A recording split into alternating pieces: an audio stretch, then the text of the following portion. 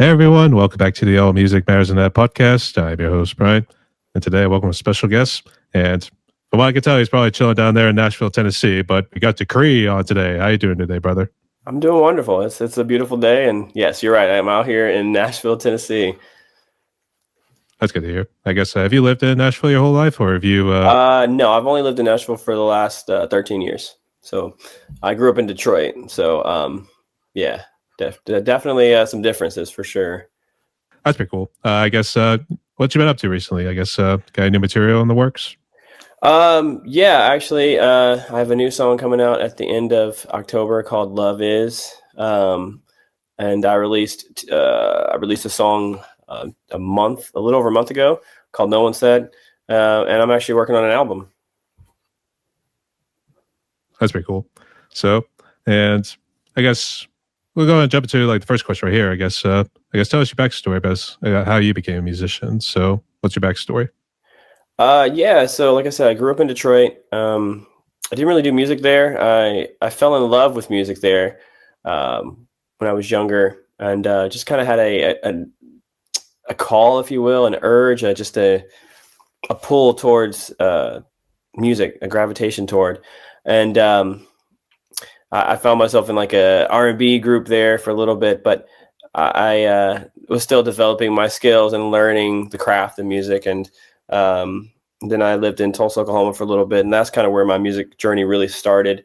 I had a mentor there a mentor and a producer that helped me to kind of start finding my sound and creating songs. And then that same mentor moved here to Nashville, and I would kind of travel back and forth from Tulsa, Oklahoma to Nashville to work with him to continue crafting these songs that we had come up with. And then, one summer I'm like, I'm just going to stay here for the whole summer. And then I just never looked back. And then since being in Nashville, I've been in a couple of rock bands, and that was really my passion, was really to be in a band. All of my life, I've always enjoyed bands and groups and things like that. And then when my last band ended in 2017, then, being in Nashville, I'm like, well, I'm just going to try the songwriting route for a while. And I tried that for a while, and it was fulfilling for a time. And then that led to me being a solo artist. And so that journey began in 2019, and I've been doing this Dachri project since 2019, and it's been wonderful. I guess what made you settle on the name Dachri? I know it's pretty much initials of your first and last name right there, but I guess what made you settle on it? So my name is David Christopher, so it's half and half. I actually came up with it, circling back to that R&B group that I was in when I was in high school. I came up with it at that time, and then, we never really did anything, never really went anywhere. And I was like, I really like that. And as I'm ending bands, or as my last band ended, and I'm deciding whether or not I want to be a solo artist, I'm like, what is my name that's going to stick out? What's my, name, like Beyonce or Shakira or whatever, like a one word thing that's going to stick out. And I was like, that name that I was using in high school. So it's half of my names, but it also is like a decree, like a proclamation, a statement of law. I believe in the power of words. So I want to make sure that I'm speaking positively and speaking impact into people's lives. And yeah. I was going to say, is your next album after this, after the recent one you talk about, is next one going to be like The King's Decree or something like that? That is not the title of it, but I might take that. That's a good idea. No, but yeah, it's. I mean, I heard it, and it was like, it would definitely be like King's Decree next. Would sound like a good one, Yes, to be honest, or the name of the song. I'll have to give you some percentage points if that's what we go with, but no, that's not what it's called as of right now. I love that. That's all right, but I'll leave it up there too. But I give it to you for free. There you go. That goes to my heart. I give it to you for free. There you go. So, but I guess this one could actually tie in with COVID a little bit. But I know you said you might give a little bit of a short answer, but I guess since COVID happened in about early 2020 right there, and then kind of lasted like, we'll say 2021 in this case, I guess, how bad was COVID for you personally, family-wise, and anything music-wise? So it didn't, COVID was a crazy time. I know it impacted a lot of people in a lot of different ways. And, some were a lot more drastic than others. I would say for me, I just did a lot of writing through Zoom. My day job didn't really stop. It was just a lot of social distancing and mask. it was just figuring out how to navigate through life during that season, and frequently get tested, and there's vaccinations and all the things, but it didn't. I wasn't like not at work and not around people as much as some other people were. So if anything, it kind of just sparked the creative flow a little bit. I think because a lot of the rest of the world had to slow down, it made a lot more of the creators that I am involved with be more available. So, and I released a lot of music that year that I had worked on the year prior. So it kind of worked out in that way. But yeah, that was a very interesting time there. That's for sure. But I guess for you and the family, okay? No one got sick or anything? No one got sick. I did get COVID in 2022, actually. It took me 2 years and I got it. But and then it's interesting, though, because during that time when I got COVID, I actually had a bunch of friends moving away, and life was changing for me 2 years after the fact, which actually sparked one of the songs I wrote during my season of having COVID. It's called Out There Somewhere. And it's just like a song about finding hope in moments where you're isolated and you're breaking and things like that. So that did spark a song. So I definitely say that was a really cool thing that happened from that. But as far as the rest of the family, yeah, I think a couple of family members got it, but nothing too crazy, thankfully. So. I just do want to ask because I have interviewed people who've gone through some hard times with COVID, so always best to hear about it. So yeah, good to see you and the family are doing well there, mate. Yes. But can we also say the whole COVID and writing that song was almost, can we call it a fever dream or somewhat of a COVID epiphany if we wanted to say it that way? Yeah, definitely, probably, yeah, an epiphany. Yeah, because like I said, it spawned from a season of isolation and loss. And then it just is like, a hope for things restored and a hope for a life after this season. So yeah. That's good. And it's funny you mentioned about 2022 and getting COVID then, because me and my family, we actually drove down to Nashville, and when you party on Broadway for an extended period of time, it's bound to be someone that's going to have it at some point. So yeah. For anybody listening who hasn't been to Broadway in Nashville, it is insane. I saw a guy make a TikTok video about it recently, and he's like, "This is Broadway in Nashville on a Tuesday," and yes, it's crowded and packed on a Tuesday night downtown Nashville. Yeah, exactly. Monday night packed. It's never not packed. Saturday, Friday, literally the worst time to go down there or the best, depending on your perspective. But it's just never ending. Lots of people, lots of things always going on. Lots of traffic. But yeah. It's just like human traffic in this case, pun intended. Yes. Yeah. If you're in your car, you're not going anywhere. Oh no. I get tested that as well. So I can understand. Yeah. But it was also kind of leading to this question. I normally like to ask like how the music scene has been, I guess, post-COVID for Nashville, but I also like to know about music scenes when you were in Tulsa. And did you say you played in Detroit as well? I didn't really play out in Detroit, no. But Tulsa, their music scene was great. It was a lot more, I'd say, indie rock leaning, singer-songwriter Americana stuff. And I think a lot of cool venues, a lot of very interesting artists that, they really lived it. I think, when you go from a place like Tulsa to Nashville, there's like a different mindset sometimes, whether it's positive or negative. A lot of people in Nashville are trying to make it and do all those things per se. And I think from my experience, the people I interacted with in Tulsa, more so just loved making music, and they just enjoyed what they were doing. Not saying people in Nashville don't, but it's a different mindset out there. But yeah, a lot of really great musicians, some cool venues. Unfortunately, a couple of venues shut down. I was like, oh, I love this venue. And it was like, it was the worst, but it wasn't during COVID. It was just in general. And then the music scene in Nashville, obviously you've been here. It's the best way I could describe it is just, it's like if you're a music lover like I am, who's into different genres, it is musical Disneyland, because you could go to a concert every single night of the week if you want to. You could go to a concert in the middle of the afternoon. It's just never ending. There's so many venues. Most major label artists will come through here, and there's a concert literally every night, and it's a beautiful thing. I enjoy that. And like I said, on the flip side of there being the negatives with people that are trying to make it, the positives are there's people that are trying to make it, and you get a lot of upcoming musicians that are just out of this world, talented and great, and you get to see them in like some of the smaller venues and stuff. So I really love the Nashville music scene. It's inspired me. There's so many people that are so much better than me, and that inspires me to continue to working and to continue to get better. So yeah.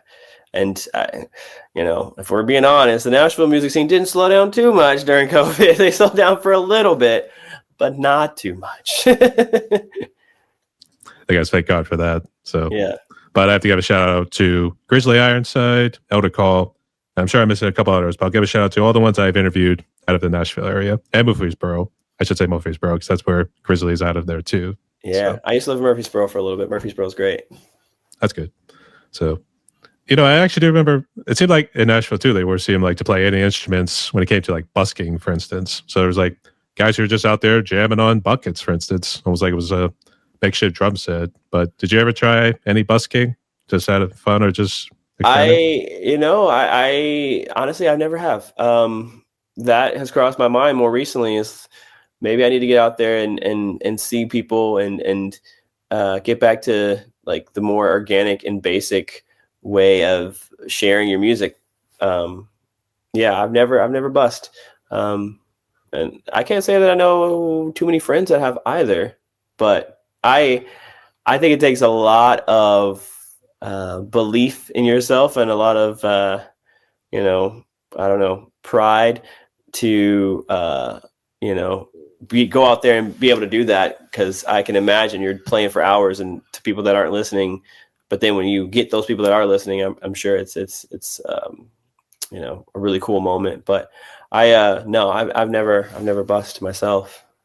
Yeah, there's the reason I brought it up, because there was a show called Undercover Boss, and they had Darius Rucker on it, and obviously they decked him up in like makeup and all sorts of makeshift everything, so it doesn't look like Darius Rucker. But he was just going out, maybe to like outer studios, but he also busked a little bit there too. So obviously you can't go out there and just start singing, "I only want to be with you," otherwise it's gonna give it away. It's obvious, yeah.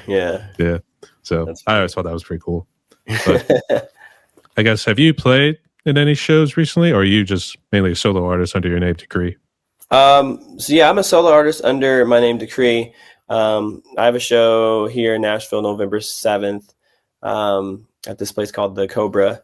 This year I didn't play as much as previous years, but yes, I do play out here next year, and trying to get out to different cities and states. Not necessarily a tour, but just trying to get out more and play more. Are these all session musicians, or are these friends of yours that have decided to come in and help out? So I play with a blend of so sometimes I have some backing tracks, but then also have musicians that have helped me create the music. A couple of my producers, for instance, they're playing with me live for the show on the 7th, and then some friends. So every time I play out, it's a different group of people that play. Sometimes it's just me and a drummer. So it just kind of depends on what the situation calls for and who's available.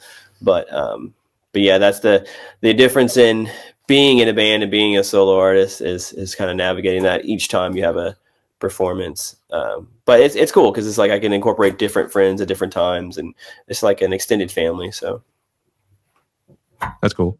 But I guess which venue have you, or at least tried to get into? Are you trying to get to like the Grand Ole Opry, or is there one that kind of beats Grand Ole Opry way out of? For me, I think it's still the Ryman. I think that's the one that the Mother Church. That's the one that I would like to play. I've seen a lot of my heroes play there, and it just sounds wonderful in there. And it's just it's got a nostalgic, vintage foundational vibe. And I think that's a place that I want to play. I don't see well, I'm not gonna speak that into existence, but I'll just say I like venues of that size over large venues. But yeah, the Ryman is my top. All right, that's pretty cool. I guess, is there some sort of prerequisites you have to do to get into it, or do you think maybe you can get into it at some point? I mean, I don't know. I think sometimes the prerequisites are your numbers, perhaps. But I've seen some people open up for people just through relationships. So hopefully that's something that is available to me at some point. But yeah, typically the people you'll see in there have larger followings. They're not just unknowns, or yet to be known. Yeah, I can understand why. So, yeah. All right. So let's go ahead and jump to Dachri a little bit more. So I guess first off, what artist kind of influences sound? Because I think I saw like a little interview excerpt I think he had with like a Exazine, I think their name was, and I think he kind of listed some of the influences in there. Yeah. So my influences, so my music is pretty eclectic. I would say that it's pop at the foundation, but like a hybrid. So there's different sounds that go into it. Main influences I pull from a lot. Michael Jackson was a big one. Justin Timberlake, and then Pharrell, specifically when he does like his real creative stuff, like his band NERD, things like that. Back in the day, the have to preface it with saying old Kanye, and then bands like Linkin Park and Jimmy World and Young the Giant and Switchfoot.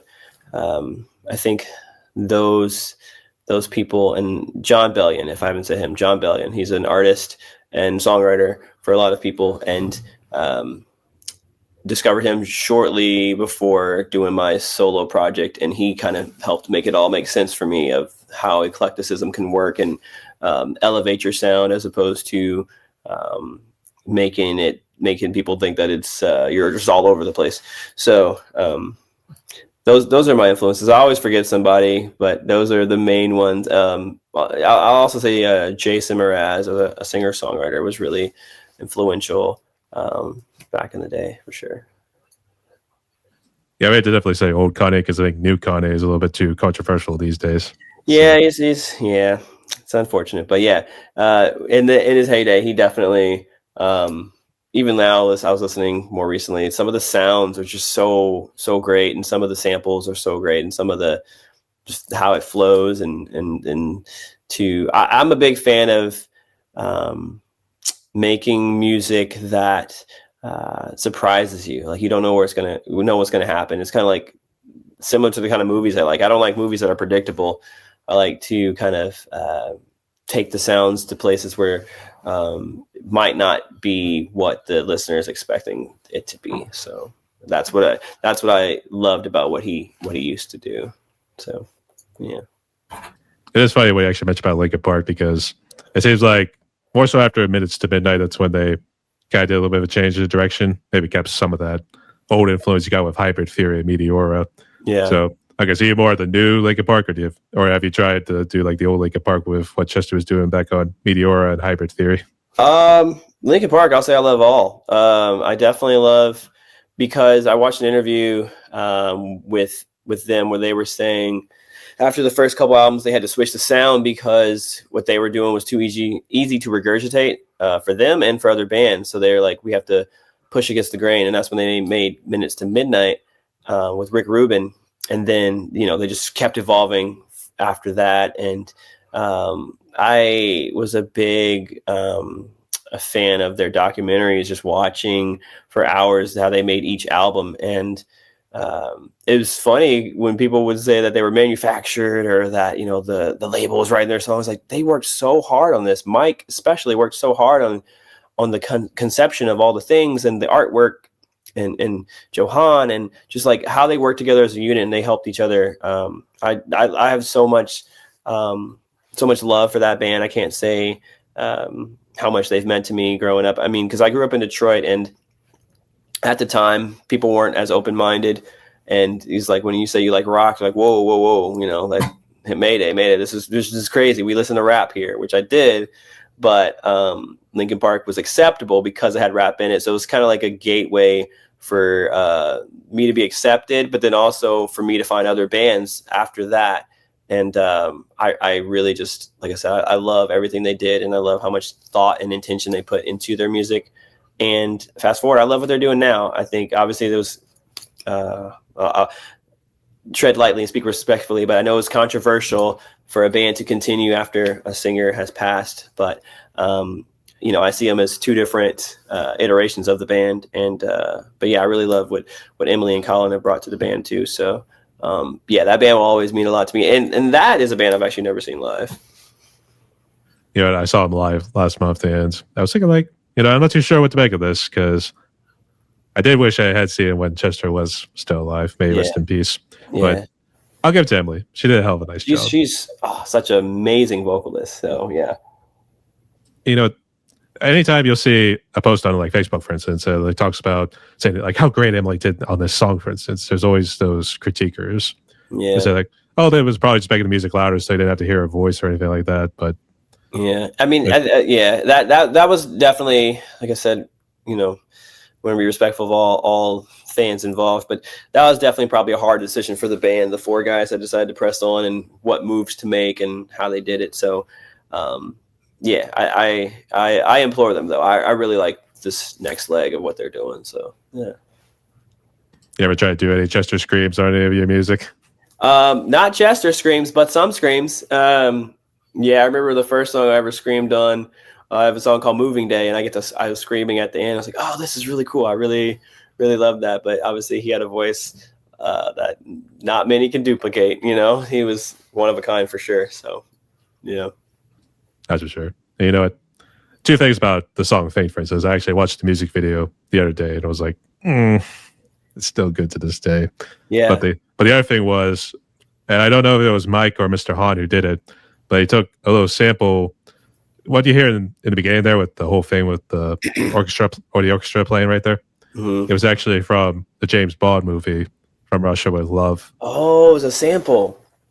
Yeah, it was, but it was in reverse. They took out the bass, and they repeated a certain section of it. So that's what you hear in the beginning right there and throughout the song. So I always thought that was interesting. So huge respects. They're so creative in the things they do, and they're always gonna be right there.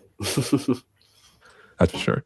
But if you want to see some live footage, I have some on my other YouTube channel called The New Medicine. So okay, yeah. Actually, did surprise me with a couple other ones. I would say A Place for My Head was actually an interesting one. I didn't think they were going to play, but they did. So. Oh, really? Oh, yeah. That was great. One of my favorite songs from them is Waiting for the End. That one I really enjoy. And then Bleed It Out. I've seen they've done that a couple of times. Like, oh, okay, let's go. Well, that one's more their closer, I think, nowadays. So I'm not too sure. Is it? It is their closing out song, yeah. So. Oh, okay. See, I gotta go see it. Oh yeah. So yeah. All right. I guess jumping back into Dachri, I guess the songs you have written so far, and even I guess some upcoming material. I guess what do you normally like to delve to in terms of themes and I guess overall lyrics?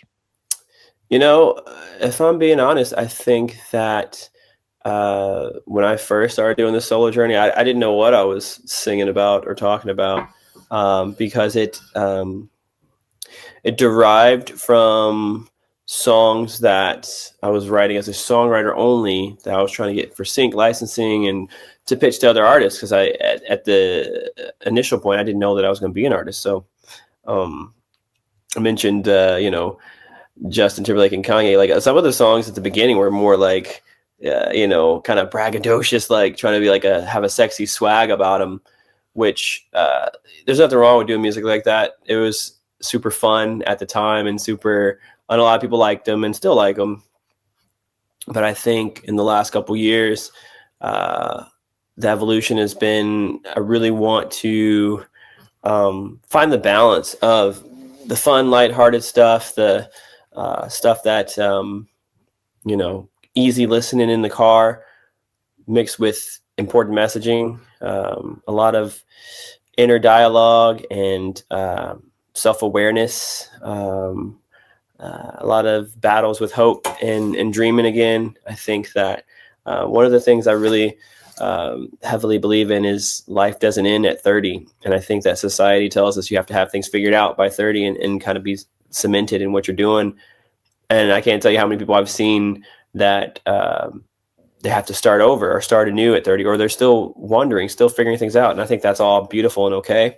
So I've been writing from a place of that. And then, like I said, self-awareness, writing from a place of realizing I don't have things figured out, realizing that sometimes I'm the villain. So like a lot more heavier themes in the music that I'm writing now. But still that balance of sometimes there's a fun song here and there.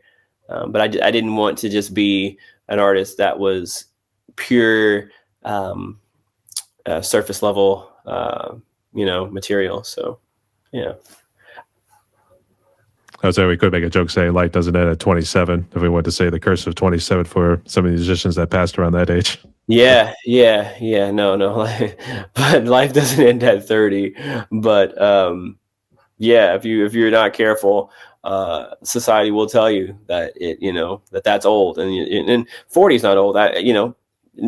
It's all how you perceive it. I've seen so many people do beautiful things past 30 and not have anything figured out, before that time frame. So it's something that I am dead set on letting the world know that that's not the case, and it doesn't have to be the case.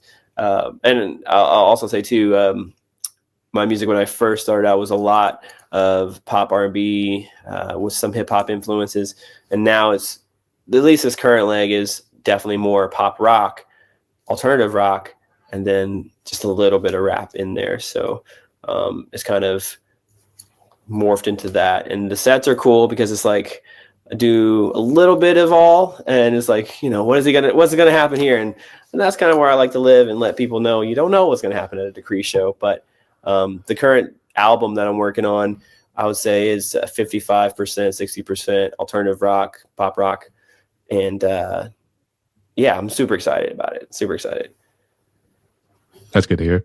So I guess let's go jump into the gear. I guess first off, what do you got in terms of gear wise? As far as gear, like I play a Taylor 814. I have a Gibson acoustic. Forget what model number that is, and then I play a Fender Strat electric, and I have a Gretsch semi-hollow body. So those are my go-tos. And then got a pedal board with just a few little toys on there. I'm just now reintegrating electric guitar into my sets and whatnot. So I'm gonna probably switch out a bunch of things, but yeah, that's the predominant gear that I have. And I do have a small home studio set up at my house, but all music that's been released, it was done at other people's studios. So the goal, hopefully, though, is to start releasing some songs that I've produced solely at my studio space with my DAW and Logic and my interface. So not yet, but coming soon. But yeah, that's basically the. And then I also have a 3/4 body style Martin Ed Sheeran style. Really love that guitar. So yeah. Because I was at 3/4 is because it's missing the head. Because I think I've seen some of those guitars that have like heads right here. There's no head with all the knobs on it. Is that what it is? No. It's just like the smaller body, like the mini, like the small one. That yeah. I was told it was 3/4, so I'm not going to question them. Well, the way you kind of described it, it's almost like a ukulele at that point. So. Yeah. Well, hey, it's officially a guitar. I can assure you that. Yeah. So yeah. But I guess for this upcoming music and project you got, I guess who's going to be the one doing the mixing and mastering on it? So right now, a good buddy and friend, Cole Tag, is the producer, and he's also helped me to co-write a lot of the material, all the material. He's kind of been the mastermind of the technical end of the album, and I have a couple different people mixing the album. People are here in Nashville. There's a guy named Dav that's doing a lot of it, and then Dav also is doing the mastering, and then Cole does the mixing himself. So kind of trying to keep it all in house. What I've done in the past, like a true pop musician, I had different producers and mixers for every single song, as opposed to this time we're doing a body of work and trying to keep it within a small team to do the entirety of the project. The current single I have coming out at the end of October, Love Is, was mixed by a guy named Gregatron. He's pretty big here in Nashville. He's pretty awesome. He does a lot of remixes and things. He wears a cool little helmet and a glove that like glows in the dark and things. He's really cool. So yeah, it's super exciting this season that I'm in.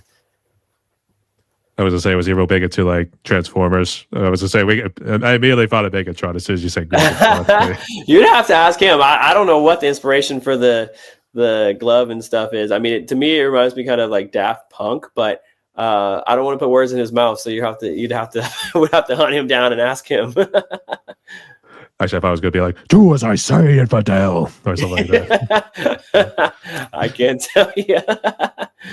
Some people like to stay anonymous. So, all right. Yeah. So, yeah. Well, all right. But we'll give those guys all a shout out right there, too. So, yeah. Shout out to all the people who do the mixing, mastering, all that. Yes. So. It's tedious work that you got to love to do it. Well, I don't call it a labor of love for nothing, to be honest. So. Yeah, for sure. All right. But I don't know. Did you say there was an ETA on when Love Is might be able to come out yet, or no? It's going to be the last week of October, so we're looking at the last Friday of October is October 31st, Halloween. So probably not exactly that date, but just right around there. Yeah. So I've been dropping a lot of songs on Thursday. So looking at kind of eyeing that 30th date, but definitely around that time. I'm actually doing a crowdfunding campaign for my album around that time as well. So it's gonna be a lot of things going on. So we're trying to get the most outreach during that season. So yeah. Well, I do say Thursdays are Thirsty Thursdays if we wanted to make a bar reference. Yeah. Hey, people are craving this music, so that's thirsty for music. So yeah. Yeah, that's more than likely the date that it will be released. But yes, yeah. But Halloween does fall on a Friday, so I mean, trick or treat. Maybe, yeah, somewhere around there. One of those two dates is definitely what we're gonna do for sure.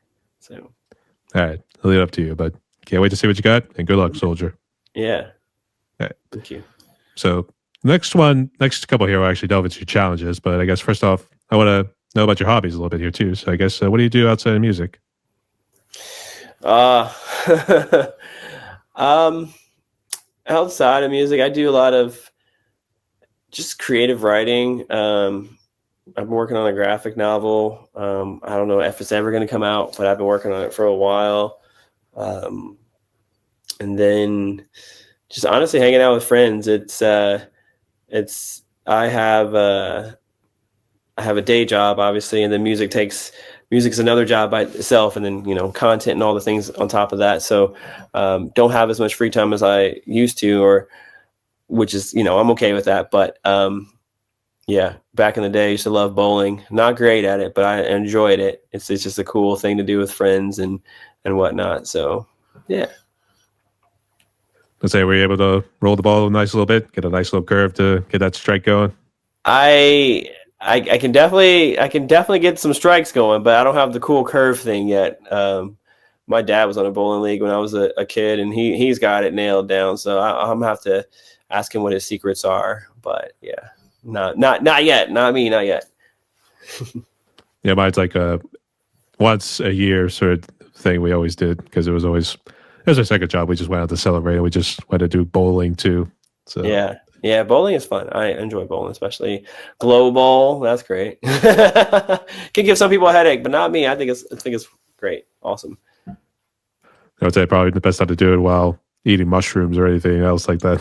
So No, I wouldn't advise that. probably not. So, but this one does kind of delve with the challenges. But I guess what challenges do you feel like you face these days being Dachri? I'd say time management and allocation, because in 2025, be it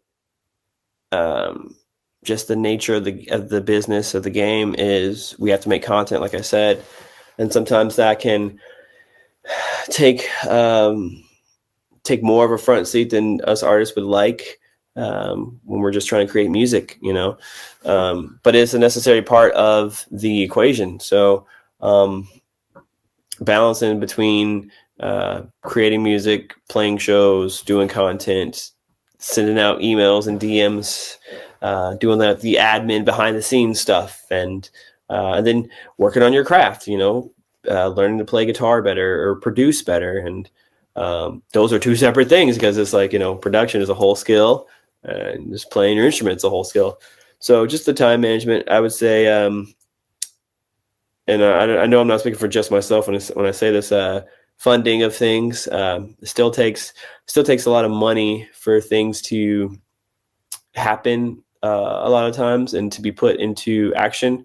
So yeah, the funding to do, because I have a lot of grandiose ideas and try to execute them the best I can with the resources I have, but every now and then there's some things you want to do. It's like, man, if only I had this camera, or somebody that had this camera, or this background, or this, this thing. And it's just like, sometimes some of the really cool stuff does cost money. So, I think those are a couple of challenges. And I'd say on a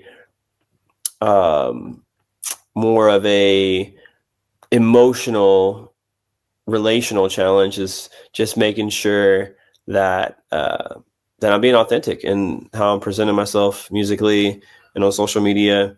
Because we can do a lot of things to go viral, a lot of things to get reach, but it's like, does this line up with who I am as an artist? Does this line up with me?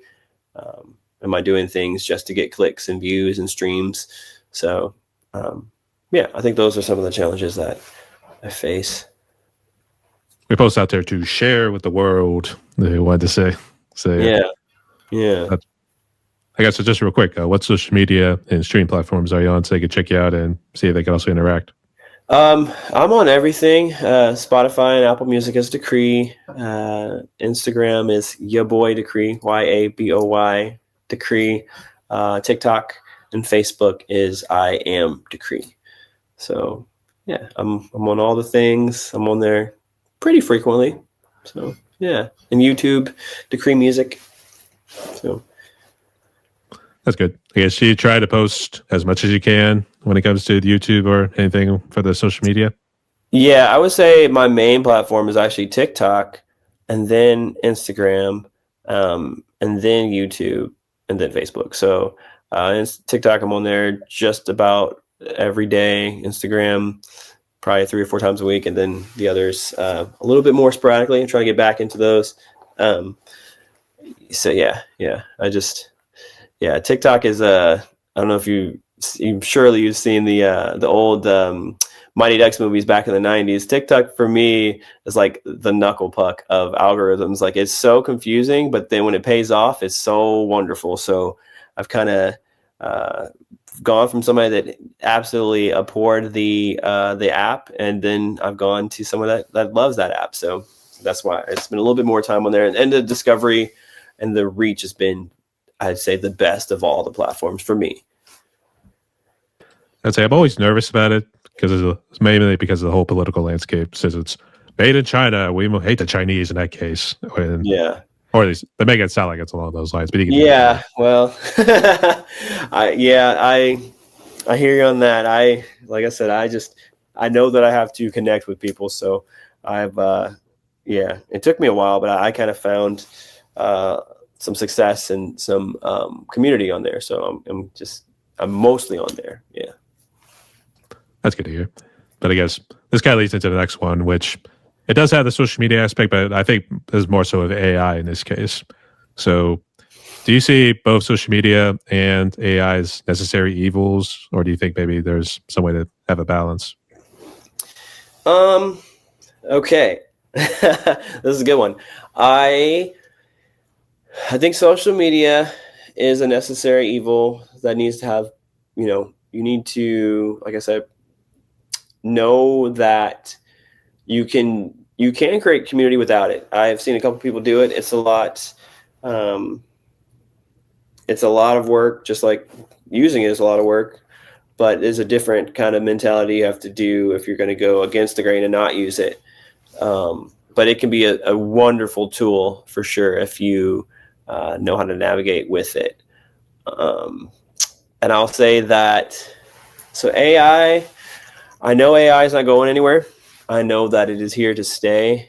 It's so new still that I'm hoping I can get to a place where I say the same thing, like I said about social media, where it's a tool that is wonderful that we can use to benefit our art. But right now, I'm not quite there. I understand that it is a evolution for a lot of things, but also know that there's a lot of artists and musicians that have spent their whole lives working on their craft, spending those hours, like I was talking about earlier, learning to produce, learning to play guitar, learning people have even spent hours learning how to do content on social media. So the fact that a lot of things can be done within seconds, and then people that aren't necessarily musical can make a song that's a hit.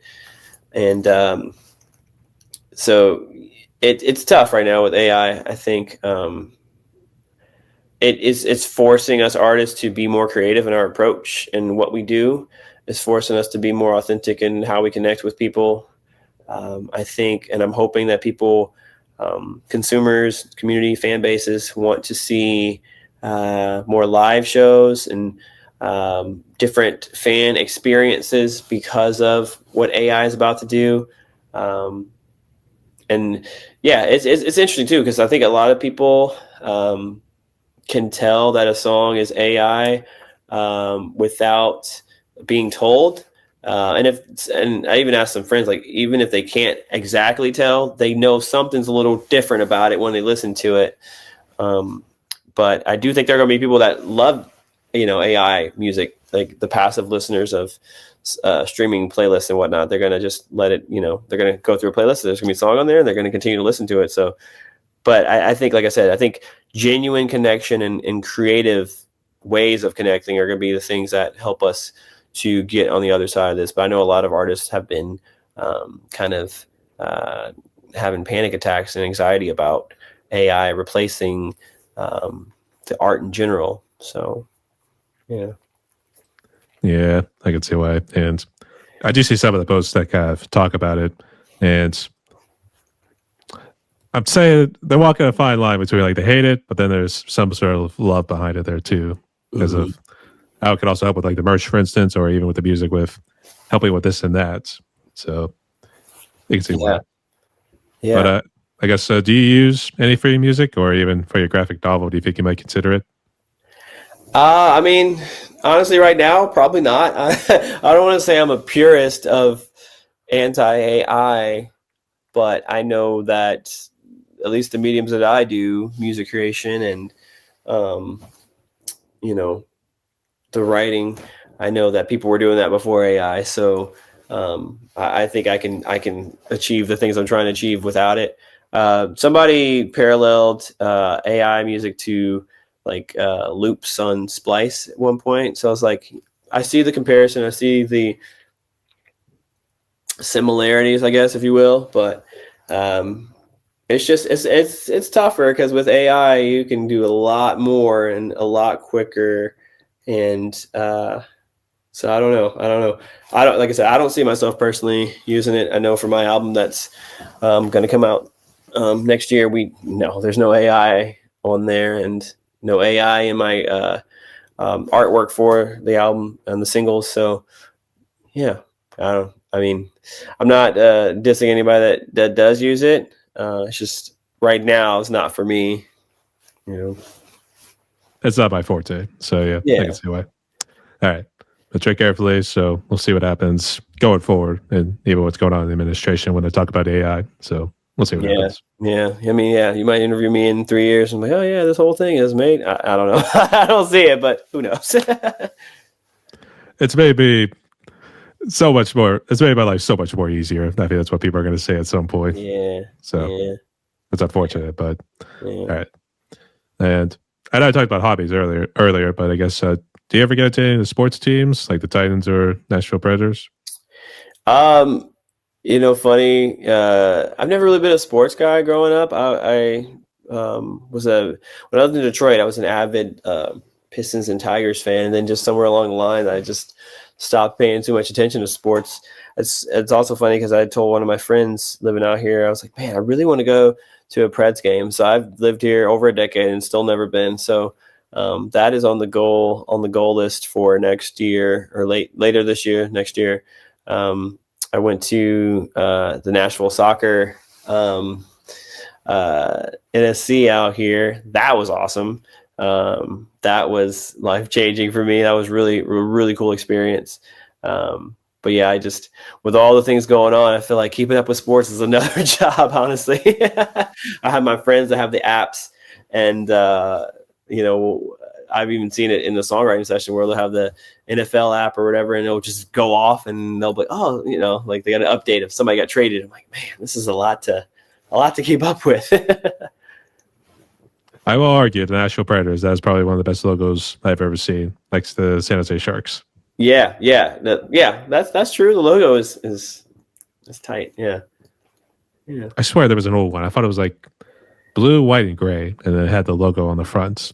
I'm trying to remember if that was one of their old away uniforms, but I can't remember. But God, it was badass. I wouldn't put it past them. It probably if you've seen it, it's probably real. Probably. So, yeah. But I really wish we could see the Tennessee Titans do a little bit better. Sorry, I don't want to say it's a bit of a letdown because it seems like you guys are in a little bit of a rebuilding phase, but it looks like Cam's trying his best out there. Yeah, we'll see what happens. Hey, it doesn't slow down the traffic and the people going to the games. I'll tell you that. Whether they're winning or losing, there's people in that stadium. I'll tell you that. I guess so. That's why they want to go see the first overall draft pick. So yeah. All right. So Dachri, we appreciate the questions. You're pretty good. So yeah, let's jump into some extra fun ones. Ready?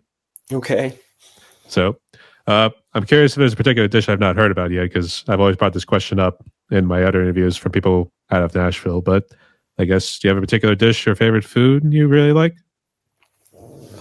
Favorite food or dish? I'm a simple guy. Edley's, I'm sure people have referenced before. We have a few of those out here. Edley's hot chicken. It's pretty cool. It's pretty on brand if you're visiting and you want something very Nashville. That's a really cool spot. Yeah, I'm trying to think. Yeah, I'm not the best foodie there is out there. Like I said, I'm a simple guy. Just give me like cheeseburgers and fries and I'm set, but every now and again I'll venture out and go somewhere cool and somewhere authentic. I mean, I don't know if Nashville is known for its coffee, but there's so many different coffee spots out here too. Well, it's something to kick off your morning or probably sometime in the evening. I mean, a lot of like musicians and business type people, are flooding these coffee shops in the early morning. It's just insane. But yeah. I just say invasion. So yeah. All right. You can see why. And actually, have you ever been in that Kid Rock bar, for instance? No, so I haven't been there. I haven't been to that one. I've been to the Florida Georgia Line bar and one of the other country singers, but I've not been to his. No.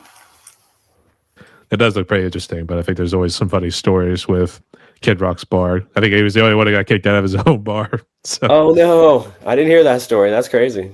oh, that's funny. But I think it's a rumor in my case, but it would be funny nonetheless. So, Kid Rock is funny. He when I lived in Detroit, he came to the church I was going to, and he came in an all white suit and sat on the front row. I was like, well, that's one way to make a statement for sure. I guess so. He's an interesting character. So. Yeah, all right. Yeah. All right. For our next one, I know you talked about movie soundtracks earlier. So, first off, would you have a particular favorite movie soundtrack? And then what would be like your favorite movie and TV series if you want to share any? Movie soundtrack. I'm gonna go old school, and it's still okay. There's maybe a couple, but I was a Disney kid growing up, like a lot of people. Nothing beats that Lion King soundtrack. They, Elton John, they did their thing on that. But on the flip side of that, the Tarzan soundtrack was way better than it needed to be.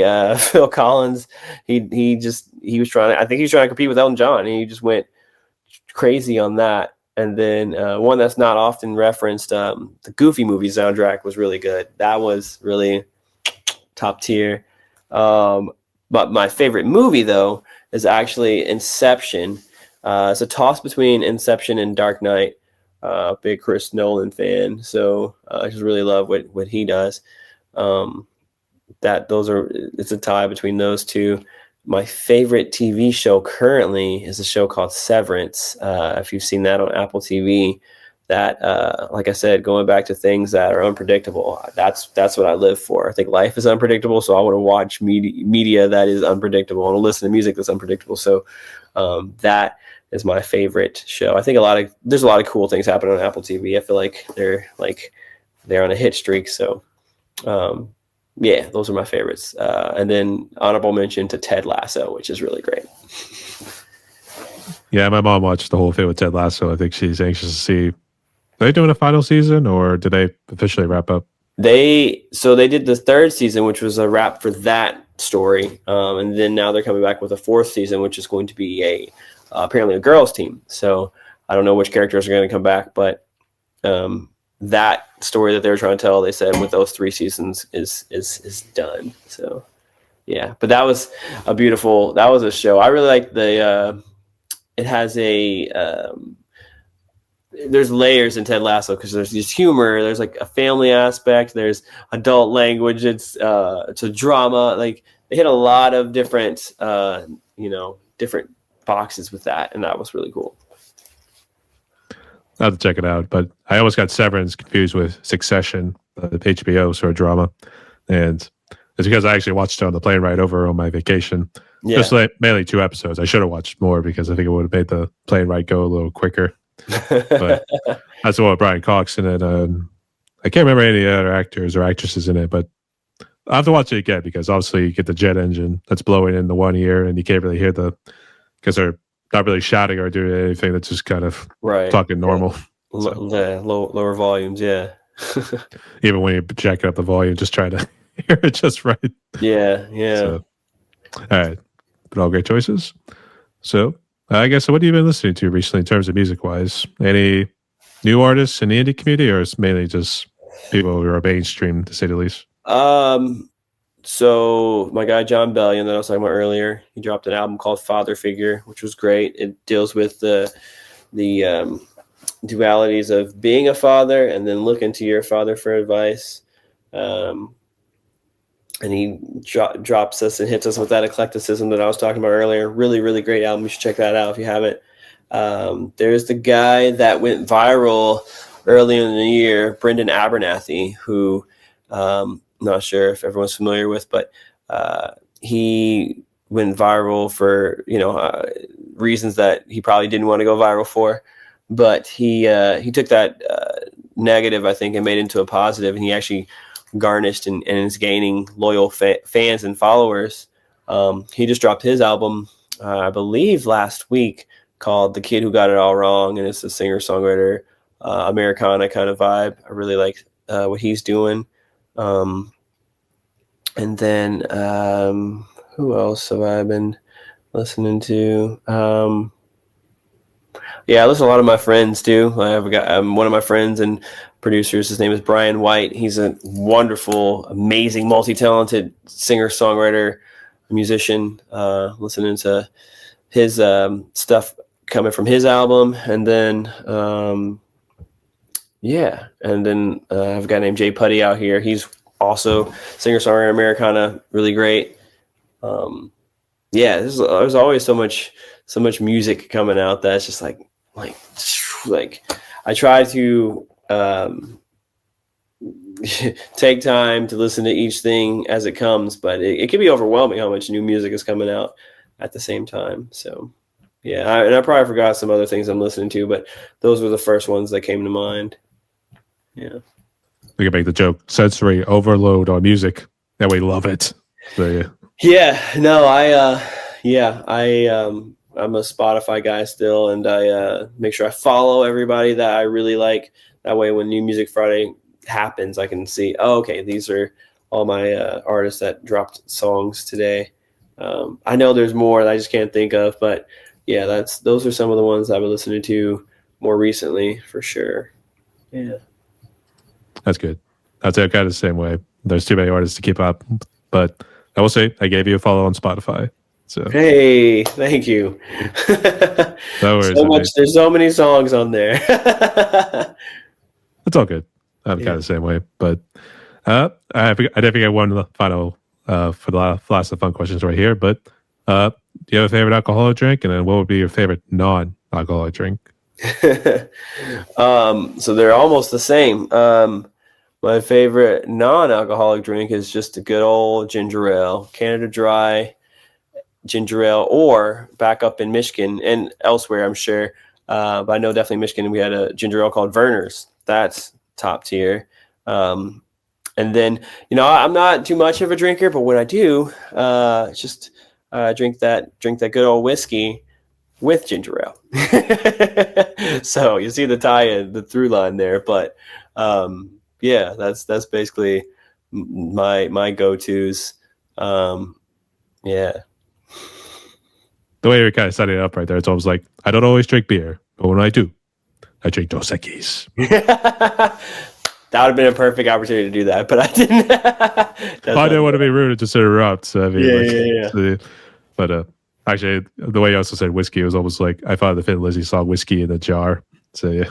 I was gonna say that good old sweet Tennessee whiskey, but I don't drink too much, but these days it's lots and lots and lots and lots of water. Try to stay, so water is a natural antioxidant, so trying to just flesh all the things out. So good thinking. And drink responsibly, kiddos. Drink responsibly, kiddos. All right. So, Dachri, we're down to one more question in my podcast, but before we jump into it, would you like to ask me anything real quick? You asked me. So, what are you currently listening to?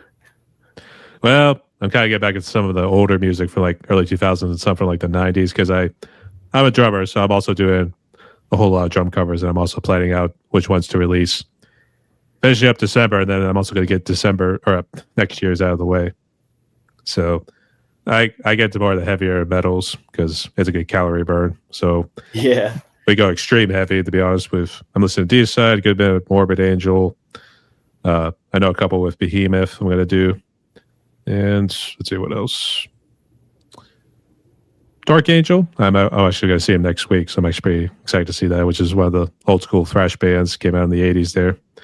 So I listen to those ones. I've been listening to that, and then pretty much any indie artist I'm getting ready to interview, which Dachri was one. I had Whalefall. I also listened to a band called Clock Towers last night. I had a good song called Ashes, so I'm going to ask them about that one. Nice. So it's a little bit of a blend, but I'm also just go back into more of the old school, heavier metals, to say the least. Yeah, that's fire. I love that. Anything else? Yeah. Well, you say you're a drummer. Were you ever in a band or anything? Not an official band with people on the stage. I'm more of a studio band, or doing studio bands, I should say. Nice. Because there's one I'm more of a session drummer in called Shadows in the Dark. I do my own called Demiurge, And I'm trying to get some other ones because I'm going to use a Patreon page in order to see if that could be a way to get additional income and do some music on there and maybe music videos at some point. I don't know, but it's an idea. Yeah. And yeah, we got to keep going. Got to keep finding different creative outlets and avenues to get this thing done. So, yeah. That's for sure. But I will throw out a Patreon page if that's an idea you could probably do. It is free to create an account. The only time they'll take money is after you get patrons to your page, and then they'll take a certain percentage out of that once you're ready to withdraw. So, okay. Yeah. So leave it up to you. It is another social media aspect you have to include, but it's idea. Could be beneficial for sure. Yeah. Right. But I'll leave that up to you. Cool. And got one more or? Yeah, I don't think I don't think so. Well, I mean, that was a fun one. I'll have to ask you what your favorite non-alcoholic and alcoholic drink is too. Just hitting you back with the. Well, when I was on the trip, I was drinking a good amount of wine, and do you have a good German beer? I will say that. I forget what the name of it is, but the German beers, those are the best alcohol drinks I ever tasted. But if we're sticking to the States where it's more continuous, I'd go Angry Orchard. Yeah, I've had those before. Yeah, those are good. Yeah, I'm guilty with chocolate milk for the non-alcoholic. Oh, really? Hey, I love that. Keeping it, it's like the epitome of our childhood. One of the best drinks ever. Well, now it's like we're replacing the whiskey now where we come home, we always have a glass of chocolate milk before bed. I love that. That's awesome. So I think it calms the nerves. I don't know. It's either that I'm just like craving it. I don't know. So it's weird. Yeah. Right. Cool. All right. And you want to keep it going? I don't know. I think it's on a roll now. I got you on a roll. That's awesome. I know you probably talked about this on here before, but what made you decide to start a podcast? That is a question that is brought up a good bit, but here's how the story goes. But before COVID, I had seen the word podcast, and I think I researched it a little bit. But I think when I was getting ready to start doing the YouTube channel, when COVID was in its early stages, I initially just wanted to do drum covers, and then I looked back to podcasting, and when I saw some other examples, from some friends of mine who were like doing something similar, I decided it was more like conversations. So I think it was February 2021. I finally had my first one. I gave it a shot. I've just been rolling ever since. I started with just drummers. Eventually, I found this one indie group called Band Together, where I found a whole bunch of indie artists who were a part of it. Nice. And the rest is history. The rest is history. I love that. Cool. Yeah. All right. Cool. So, did you want to keep going, or did you want to jump into the final question? I don't think I have any more questions right now. I'll probably think of one after we're done, but I don't think I have any more. Let me send a message at like 1 a.m. Be like, wait, I forgot to ask this question. What was hey. What kind of chocolate milk? Yeah. United. I will tell you that. We got it. All right. Nice. But if there's nothing else, here's the last question goes. So, given the amount of negativity that you've been seeing in the world these days, we can say it barely started with like COVID, maybe even earlier before that with like 9/11, financial crisis, COVID afterwards, and then this whole political division afterwards, and even what's going on around the world these days. So what would be your message of hope for musicians and people out there so they can move forward with their lives with all this negativity going around? I think at the end of the day, we all need to be reminded that we're all part of one race, which is the human race. And we're all, at the end of the day, going through the same things in life, love, loss, heartbreak, joy, overwhelm, and anxiety. And we need to remember that, even though there are people that don't look like us, think like us, speak like us, grew up in a different environment, that at the end of the day, we're still the same in the way that we're all human. So I think that people need to remember to just treat people with kindness and to, I grew up with the golden rule, do unto others as you would unto yourself, and just remember that people are people too.